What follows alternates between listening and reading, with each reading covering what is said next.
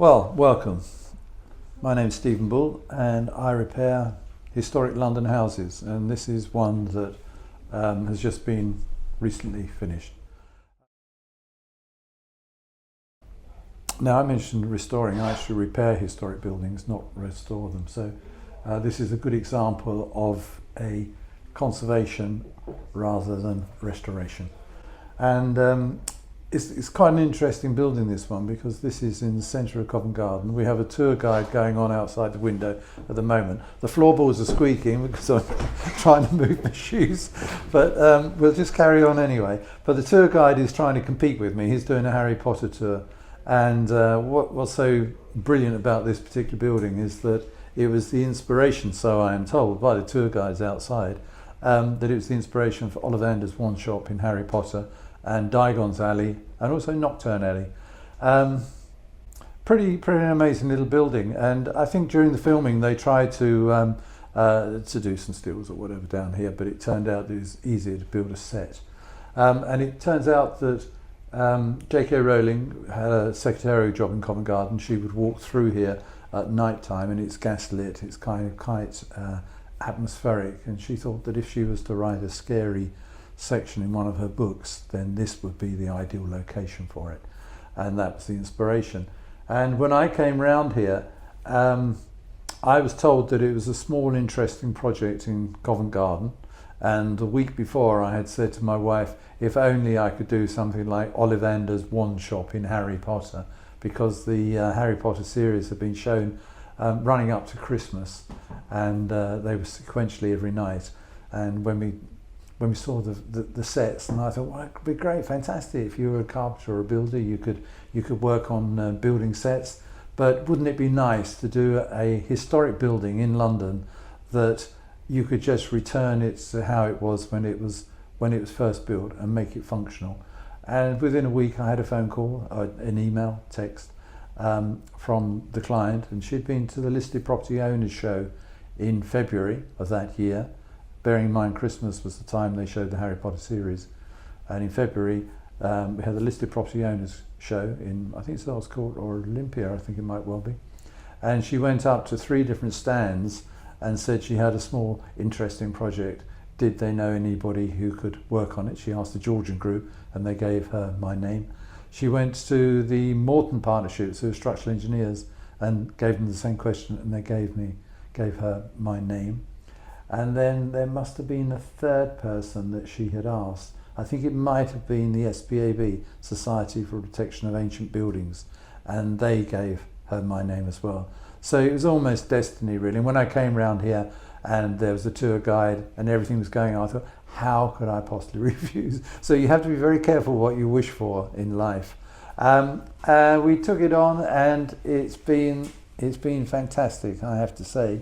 I've been working here with my son, and we've had a business, as I say, repairing London historic houses for a number of years now. And we did have a team of 10 people working on various projects. And on this one, I think we've had maximum of 5 people. But this one has proved to be quite difficult because of its location. It's in a tiny alleyway, and we have to be very careful about health and safety and working and getting the building repaired on the outside and painted while there are tour guides going through. So, and it's very small. So we work with a lot of historic building limes, and we're known for our hot lime mixes using quicklime.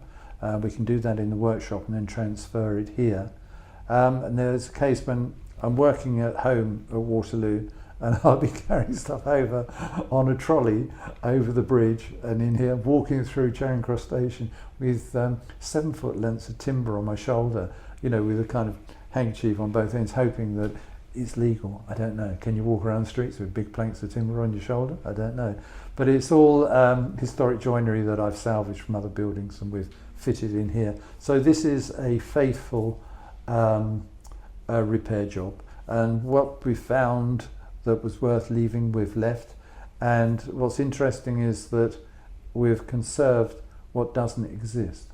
And that's a kind of strange kind of thing to get your head around. But basically it's where the wear is on the floor and the wear is on the stair treads.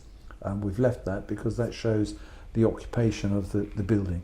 And there are a couple of little dips in the floorboards that I'm looking at now down here, which are where somebody's been standing for. This was built in around about 1700. It had a makeover in the 1800s, but somebody's been standing in the same position at a counter with the door open, looking down Goodwin Court towards St Martin's Lane, all their working life. And they've gone up to the stairs to the first floor, and then they've smudged their way up the staircase to go to bed. And this was a kind of haberdasher shop, and it was where somebody would work and live. And it has 3 steps outside, which are extremely heavily worn, which are far too worn for a haberdasher shop. If that amount of wear was on the floorboards inside, then you'd be going through to the floor below. So obviously the steps have come from somewhere else.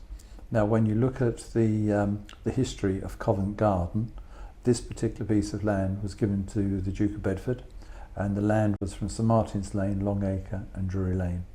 And Bedford House was built on this site.